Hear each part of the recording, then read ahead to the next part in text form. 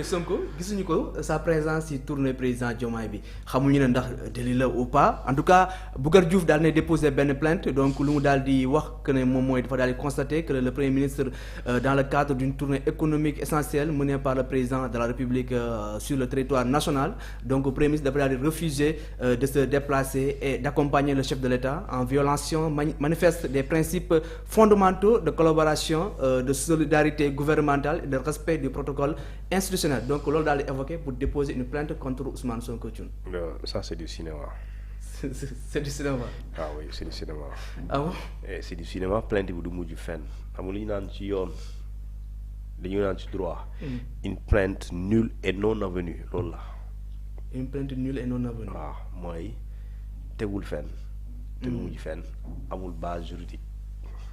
parce que moom daal na évoquer solidarité gouvernementale ak respect du protocole institutionnel. dama ne luy loolu laaj ko ne ko ban code moo koy tere ne ko le code pénal ne ko article tel moo ko wax. lan moo ko ci tere. waaw moo koy tere xam nga mën naa la wax fii. oui diffusion de fausse nouvelle mais la waaw diffusion de fausse nouvelle c'est un délit soo demee ci at 255 am na léegi laaj ko lii fan la am ci code pénal laaj ko quoi. en tout cas xoolal mu ne de. ah mu gisee plainte bi damaa ree. non c'est-à-dire ça c'est du cinéma en fait.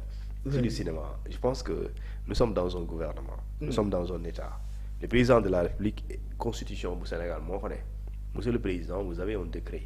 Vous nommez comme vous pouvez limoger. Quelqu'un que boo xamante ne jàpp nga ne waratul nekk sa collaborateur. Constitution may na la ne vous avez un pouvoir discrétionnaire. dàqu ko te kenn du la laaj pourquoi. koo jàpp ne war na mën a liggéey ak yow bu gëmee ne mën na nekk moom. Alors woo ko nga nommé ko. te Sénégalais bi amoo benn compte boo koy rendre constitution moo ko wax loolu c'est un pouvoir discrétionnaire on n'a pas de compte à rendre yaa ngi dégg. kon président bu jàppee ne Ousmane Sonko dafay désobéir en tant que chef du gouvernement parce que il faut ñu xam président de la République moom moo dénk premier ministre le gouvernement. bien sûr ne ko je vous confie le gouvernement bi nekk dans une collégialité nekk dans une solidarité et le premier ministre au-delà n'est-ce pas d'être le chef du gouvernement, il coordonne l'action du gouvernement et il exécute la politique gouvernementale définie par le président de la République. Donc si aujourd'hui ce premier ministre président lay jaar fi mu jaar gauche dafa jaar plainte président du ko daax président dara teewoo ko de rien n'empêche au président Diomaye de limoger au séparé de Sonko. waaw léegi c'est quoi le problème kon loo ci justice booy dem sérieusement looy def est-ce que Ousmane Sonko a refusé d'y aller d'ailleurs da nga xam président ak premier ministre lan la ñuy waxtaanee et lan moo la prouver que ne day ko ne jógal ñu xëy Ziguinchor nga ne ko ma du ma xëy Ziguinchor Dakar lay xëy. daa leer loolu la. waaw bon c'est pas. c'est donc plainte bi du mujj fenn maa la ko wax. loolu kay maa ko bindal il est 18h27. su mujjee fenn nga wax ma ko nga rappelé ma ko beneen émission du mujj fenn. c'est une plainte nulle et non avenue. ku la ko laal nga xool ci une plainte nulle et non avenue. ci lii nii. oui li mu daal di évoqué. léegi juge bi koy convoqué maanaam. allez juge bi àtte lii lan lay wax. tey naa pourtant demoo. allez délit c'est quoi le délit. c'est quoi le délit et loolu aussi même bu doon délit la ma lay prouver ne yow il a refusé parce que il faut qu'il y ait un élément matériel. oui waaw il faut nga am que Ousmane Sonko bu doon tey dem tournée économique lu yoon tere la. su doon lu bañ dem lu yoon tere la en tant que ministre. il faut nga mën a prouver que ne ministre boobu bañ dem il a refusé ko catégoriquement. donc foo koy prouver. et surtout que c'est pas un délit. donc le président je dis bien état demeewul noonu président bu waree dem benn gox xam nañu yan ministre ñoo fa soxla. ñoom lay àndal. yaa ngi dégg donc si ñoom lay àndal lu tax mu ànd ak ministre yoo xam ne soxlawu leen foofu tey Khady Diène Gaye vraiment bu toogee Dakar toog fii di liggéey. mu demul tournée économique daf la war a jaaxal. kooku sport bi ñu ngi war a dem Coupe d'Afrique ñu war a jël deuxième trophée bi ñu ngi war a préparer JOJ mu war a def rencontre fii def lii mu war a présider lu ne kooku lu muy def fële alors que foofu le débat c'est économie c'est économique sëñ bi donc looy yóbbu ministre des infrastructures le ministre des finances parce que moom mooy génnee xaalis bi moom mooy dem lijjanti ñu ne la on a besoin de 54 milliards amuñu ko ministre boobu ñu yóbbu ko ñu ne ko sëñ bi yow yaa war a lijjanti xaalis bi de xam nga donc tu dois nous aller nous chercher 50 milliards. après kooku day dem toog. ay techniciens am toog ne ko waaw ñu préparer comme ça bu ñu ñibbee ñu xool ñu ne demoon nañ tournée bi de waaw léegi président ne on a besoin de 54 milliards. projet tel XY léegi yan plan la ñuy teg pour am ko il faut ñu dem fii dem fee dajale ko après ñu xool nu ñuy fay salaire yi bu ñu jëlee impôt fii de daa mel ni mën nañ tibb dara yóbbu ko defaraale stade bi entre temps defaraale kii bi aéroport bi entre temps donc yooyu ministre yooyu la ñu fay soxla. ak ministre de l' économie. c'est-à-dire que économie locale bi dafa war a tëb. am doole léegi nag da nga naan yan activité la ñuy teg ba économie bi dox. d' accord bu fekkee juridiquement aussi amul benn base légale ci plainte bi mais tamit sur la forme ñu bëri xaroon nañ quand même PM daal di gunge président ci tournée bi. waaye loolu xam nga tey PM bu demoon tey day suul il va faire de l'ombre à Diomaye. loolu vraiment loolu ñëpp xam nañ ko si Sonko la preuve tey bu jógoon fii ne chers compatriotes demain je me rendrai à Ziguinchor pour rejoindre le président de la République. Des gens quitteront Dakar pour rejoindre Diomaye. Et su boobaa ñi nekk Ziguinchor wala ci Casamance bi dinañ jël seen oto bopp dem fii Ousmane Sonko war a dem te mënoo leen ko tere. mënoo leen ko tere nii. centre si périmètre de sécurité bi mën nga leen ko tere waaw fu ñu wax ne fii kenn waru fi dugg wala waru fi taxawaal mën nga leen ko tere waaye fu muy jaar dañ fa taxaw bu rombee ñu def ko nii.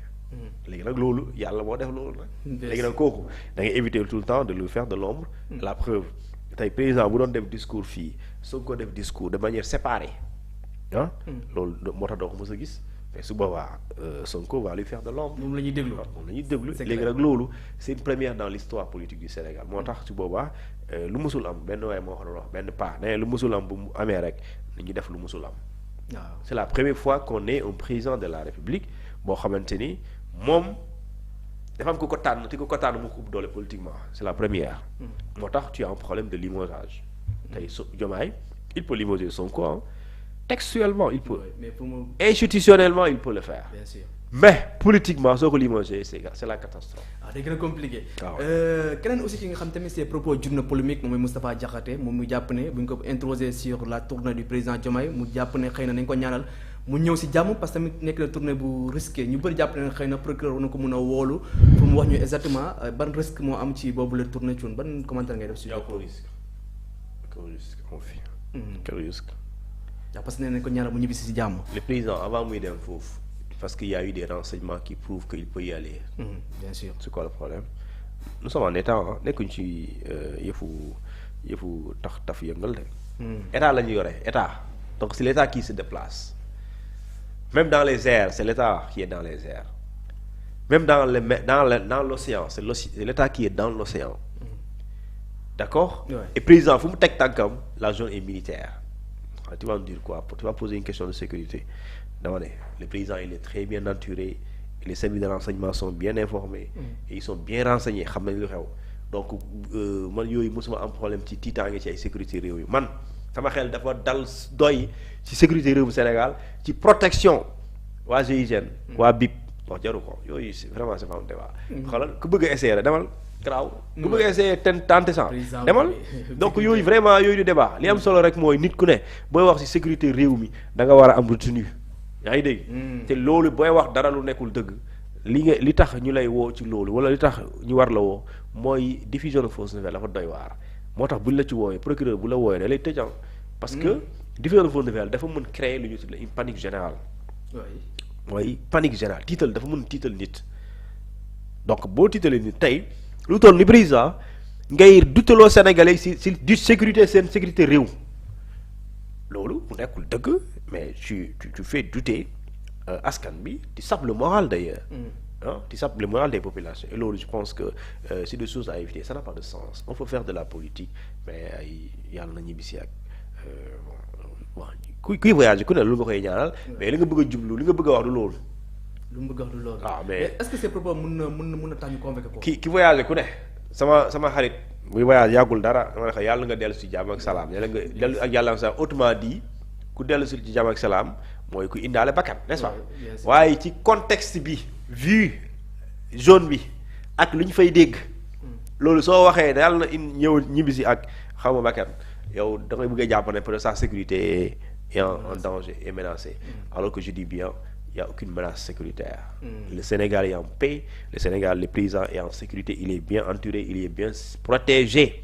Et sinon, que ceux qui nient cela n'ont qu'à aller essayer. Je répète encore ma question, est-ce que ces propos mën na tax ñu daal di koy convoquer? Non, le procureur moom may apprécier, c'est le procureur qui apprécie plutôt de ce qu'on appelle de l'opportunité ou non de poursuivre quelqu'un. Su jàppee ne war na mën a am, il vient, il le convoque. Su jàppee ne warul am aussi, il sera libre comme le vent.